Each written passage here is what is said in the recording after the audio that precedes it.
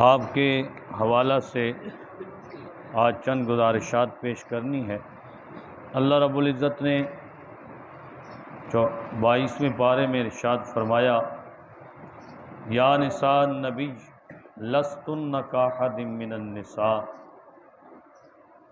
اے نبی کی پاک بیویوں، دنیا کی کوئی عورت بھی تمہاری مثل نہیں ہو سکتی، کیونکہ نبی کی زوجہ نبوت کے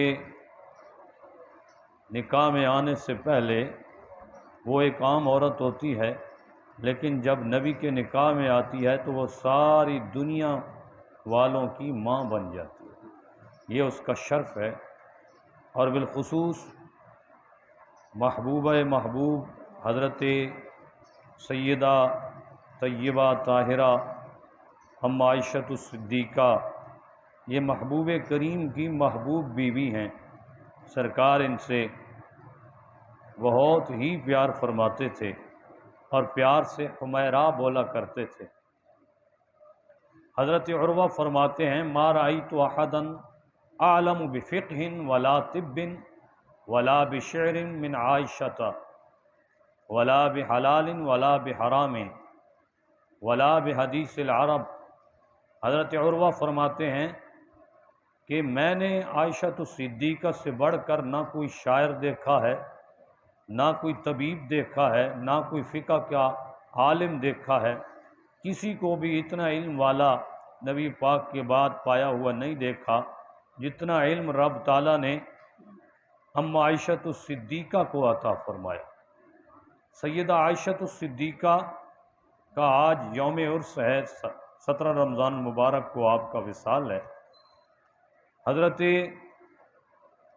امام شہاب الدین زہری فرماتے ہیں، لو جمع علم نساء هذه الامہ فیہن ازواج النبی کان علم عائشہ اکثر من علمہن۔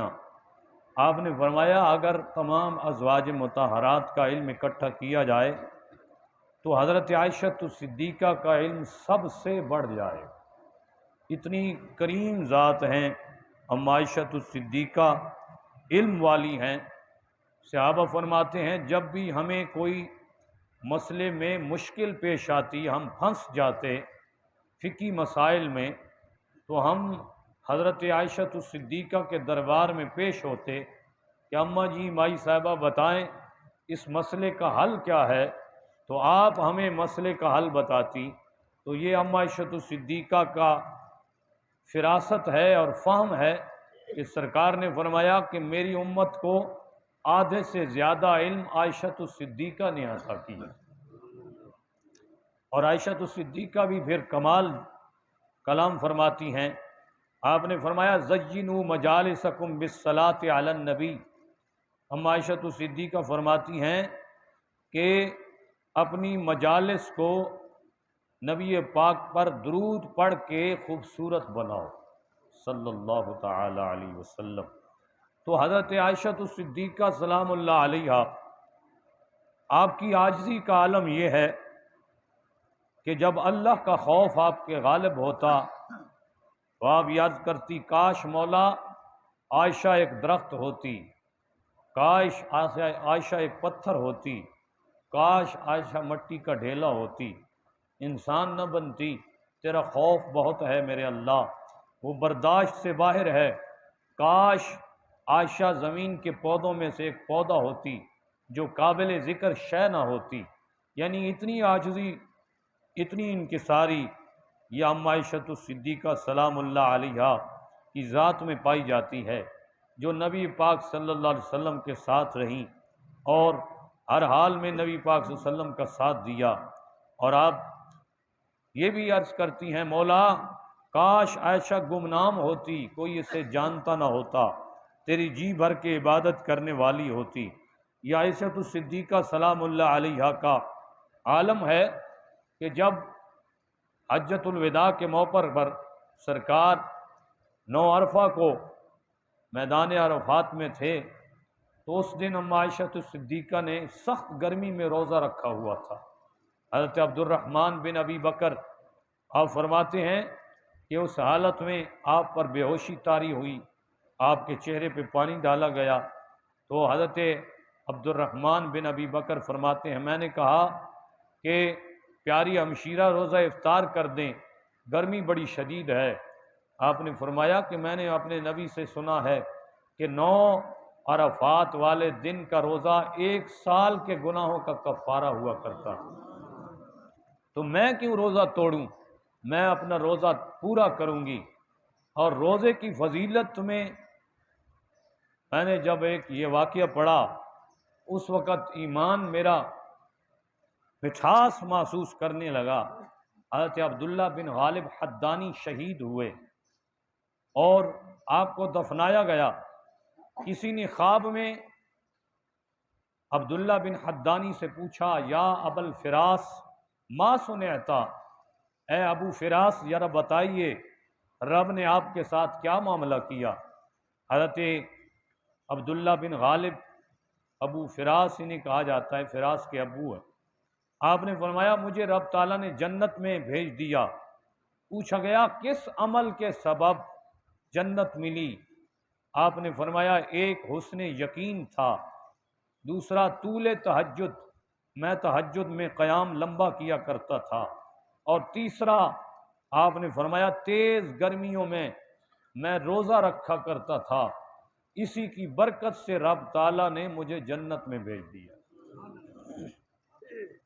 پھر پوچھا گیا حضور اے ابو الفراس آپ کی قبر سے جو بھی گزرتا ہے تو خوشبو پاتا ہے، یہ خوشبو کیسی ہے؟ آپ نے فرمایا روزے کی حالت میں جب میں اللہ کا قرآن پڑھتا تھا، یہ قرآن کی تلاوت کی خوشبو ہے جو رب تعالیٰ نے مجھے پھل دیا ہے کہ بعد موت قبر میں میرے خوشبو کو پھیلا دیا۔ تو یہ روزہ سخت گرمی میں یہ ام عائشہ الصدیقہ اس کو پسند کرتی ہیں، اور ام عائشہ الصدیقہ کی محبت سرکار کے ساتھ کتنی عظیم ہے یہ ضرور توجہ سے سنیے گا۔ یہودیوں کا ایک گروہ سرکار کے دربار میں آیا، آ کے انہوں نے کہا السلام علیکم، اس کا معنی ہے تم پر موت طاری ہو۔ ام عائشہ الصدیقہ سن رہی تھیں کہ سرکار کے متعلق یہودی یہ کہہ رہا ہے السلام علیکم کہ تم پر موت طاری ہو۔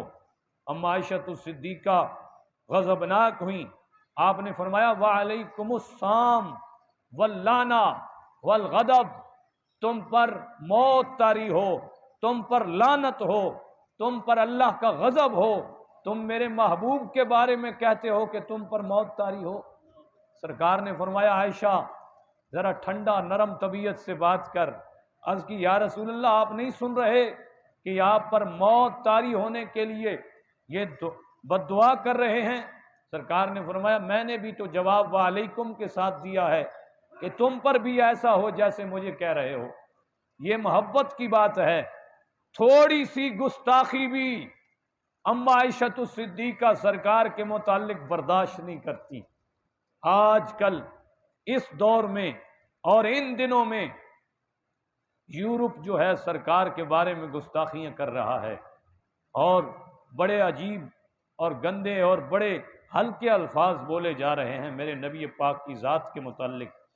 وہ عائشہ الصدیقہ جو سرکار کے دربار میں تھوڑی سی گستاخی بھی برداشت نہیں کرتی، اور اسی وقت جواب دیتی ہیں کہ اللہ کی تم پر لعنت ہو، اللہ کا تم پر غضب ہو کہ تم میرے نبی کے بارے میں گستاخی کر رہے ہو۔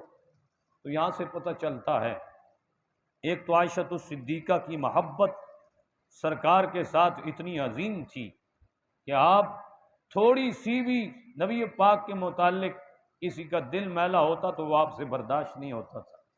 آج کل کا کیسا مسلمان ہے جو نبی پاک کے متعلق گستاخیاں ہو رہی ہیں، یہ بے غیرت حکومت، لعنتی حکومت، جو کلمہ گو ہو کے بھی پھر بھی کوئی جواب نہیں دیتے، ایسی بے غیرت حکومت پر لعنت ڈالنی چاہیے جن کی حکمرانی کے اندر نبی پاک کے بارے میں گستاخی ہو اور وہ چپ کر کے بیٹھے رہیں، کوئی جواب نہ دیں۔ تو ان سے پوچھا جائے گا قیامت والے دن کہ تمہیں کرسی اس لیے ملی تھی کہ تم اپنی عزت بناؤ، یا جس کے صدقے ملی تھی اس کے بارے میں بھی تم نے دفاع کیا تھا، تو یہ بھی پوچھا جائے گا ان سے کہ تمہاری حکومتوں میں میرے محبوب کو برا بھلا کہا گیا اور تم نے کیا کیا؟ یہ سوال ہوگا قیامت والے دن، پوچھا جائے گا حکمرانوں سے کہ تمہیں پاور ملی تھی، تمہیں طاقت ملی تھی، تم ٹکرانے کی ہمت بھی رکھتے تھے، تم بولنے کی صلاحیت بھی رکھتے تھے، پھر تمہاری زبانیں کیوں گنگ ہو گئیں؟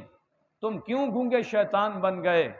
تم نے کیوں نہیں اس لعنتی کو جواب دیا جو آج کہہ رہا ہے کہ تمہارا نبی بڑی ہلکی سی ذات ہے معاذ اللہ، جس کے بارے میں رب تعالیٰ سارا قرآن اتارتا ہے، وَرَفَعْنَا لَكَ ذِكْرَكَ کہتا ہے، جس کے بارے میں اللہ اتنی بڑی شانیں بیان کرتا ہے، وَاللَّهُ يَعْصِمُكَ مِنَ النَّاسِ کہتا ہے، اس ذات کے متعلق رب تعالیٰ قسمیں اٹھاتا ہے، وَالدُّخَا محبوب تیرے چہرے کی قسم، اور اس ذات کی پوری زندگی کی رب قسمیں اٹھاتا ہے کہ محبوب تیری زندگی کی قسم، اس ذات کی ہر لمحے کی قسم اٹھاتا ہے، اور اس ذات کے متعلق فرماتا ہے قَدْ نَرَا تَقَلُّبَ وَجْهِكَ فِي السَّمَاءِ، محبوب تیرا بار بار آسمان کی طرف چہرہ اٹھنا خدا دیکھ رہا ہے، جس کے متعلق رب تعالیٰ اتنی باتیں کرے، اور آج کل کا ظالم جابر اور کافر کہے کہ نبی کی ذات تو ہلکی کی ساتھ ہے،